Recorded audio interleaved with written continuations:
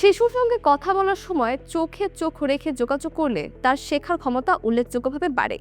নতুন এক গবেষণায় দেখা গেছে প্রাপ্তবয়স্ক ও শিশুর মধ্যে সরাসরি আই কন্ট্যাক্ট হলে তাদের মস্তিষ্কের কার্যকলাপ এক ধরনের সমন্বয়ে কাজ করে, যা নতুন তথ্য শেখাকে আরও সহজ করে তোলে।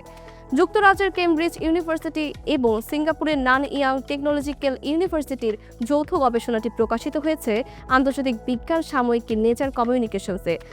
অধ্যাপক ভিক্টোরিয়া লিয়ংয়ের নেতৃত্বে পরিচালিত গবেষণায় যুক্তরাজ্য ও সিঙ্গাপুরের মোট ৪৭ জন গড়ে ৯.৪ মাস বয়সী শিশুকে পর্যবেক্ষণ করা হয়।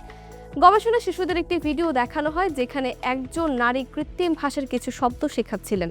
৩টি ভিন্ন পরিস্থিতিতে পরীক্ষা চালানো হয়। একবার বক্তার চোখ পুরোপুরি দৃশ্যমান, একবার আংশিক ঢাকা এবং আরেকবার পুরোপুরি ঢাকা রাখা হয়। ফলাফলে দেখা যায় বক্তার চোখ স্পষ্টভাবে দেখা গেলে শিশুরা নতুন শব্দ সবচেয়ে ভালোভাবে শিখতে পারে। চোখ আংশিক আড়াল করা হলে শেখার হার কমে যায়, আর চোখ পুরোপুরি ঢাকা থাকলে কার্যত নতুন কিছুই শেখেনি শিশুরা। গবেষকদের মতে শুধু মনোযোগ নয়, বরং চোখে চোখ রাখার সময় প্রাপ্তবয়স্কের মস্তিষ্ক থেকে শিশুর মস্তিষ্কে তথ্য আদান প্রদানের বিশেষ স্নায়বিক সংযোগ শেখার প্রক্রিয়াকে ত্বরান্বিত করে। চোখের যোগাযোগ যত শক্তিশালী, শেখার গতিও তত বেশি। গবেষণায় আরও দেখা গেছে সিঙ্গাপুরের শিশুরা ভিডিওর দিকে তুলনামূলক বেশি সময় তাকিয়ে থাকলেও শেখার ফলাফলে যুক্তরাজ্যের শিশুদের সঙ্গে উল্লেখযোগ্য কোনো পার্থক্য ছিল না।